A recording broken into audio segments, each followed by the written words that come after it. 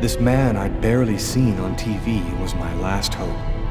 I didn't know what connection there could be between the Mayans and what had happened to me, but at that point, I was ready to accept any explanation that could make sense out of the nightmare that my life had become.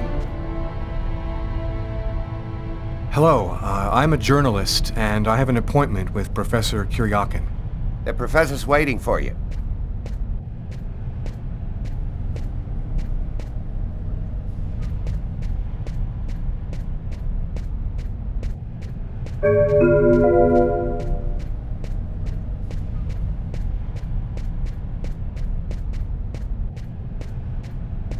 Stone stele from Palenque, post-classical period.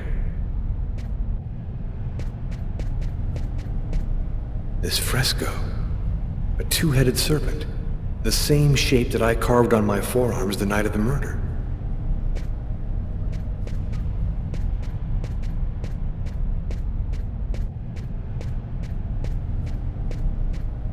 Facade of sacrificial temple.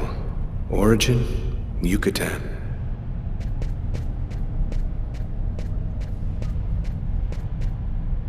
Professor KURIAKIN? Yes? My name's John Cunningham. We spoke on the phone. I'm a journalist, and I'm gathering information for an article I'm writing about the Mayan religion. Ah, yes, I've been waiting for you, young man. What paper did you say you write for once again? I write for the New York Times. The New York Times is interested in my work. Won't that make some of my esteemed colleagues grin with envy? It's curious, but your face seems familiar to me. Have we met somewhere before? Yeah, I get that a lot. I guess I must have one of those boring faces everybody sees everywhere. Well then, let's have a go at it. Where would you like to start? Can you tell me anything about Cuequitlan? Of course. Come, I'll introduce you.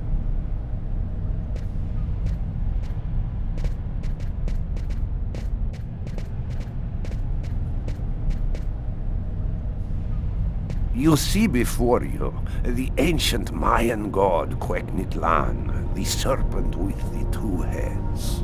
One head sees in this reality, the second in the other world. By opening both mouths, the Mayan oracles could see through the serpent into the other world. Could you explain this other world? Oh, the world beyond our own, the kingdom of the gods and the dead. The Mayans believed that human sacrifices allowed them to hear the voices of the deceased and see into the future. What exactly do we know about these oracles? Oh, not very much. They were very mysterious.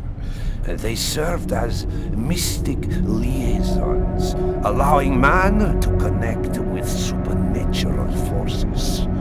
If we can believe the ancient texts, the oracles possessed strange powers. What kind of powers did the oracles possess?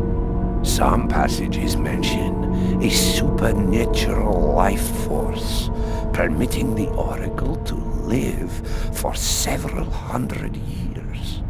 Tell me, how did the sacrificial ceremony work? Come, I'll show you.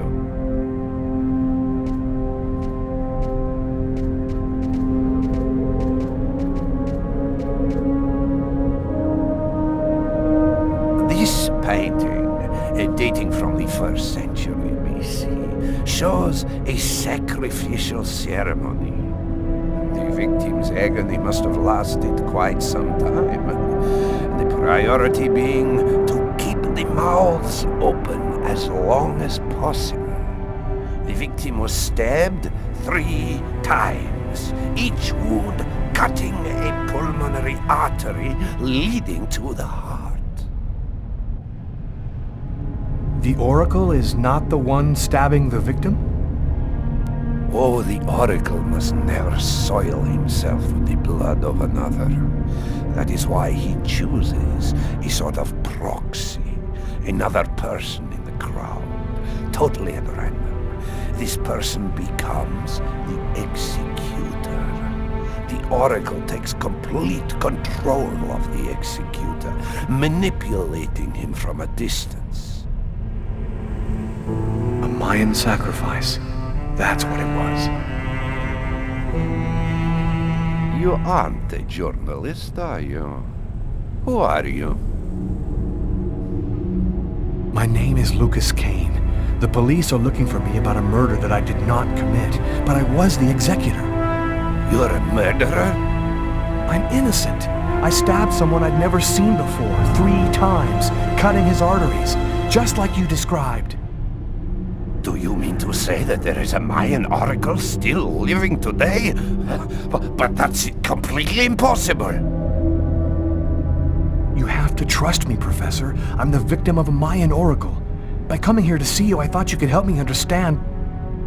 I'm very sorry, young man. There's nothing I can do for you. Our interview is over. And if I were you, I'd go out the employee exit. Your picture is in the paper that the security guard is now reading. He's sure to recognize you any minute now. Thank you for your help, Professor.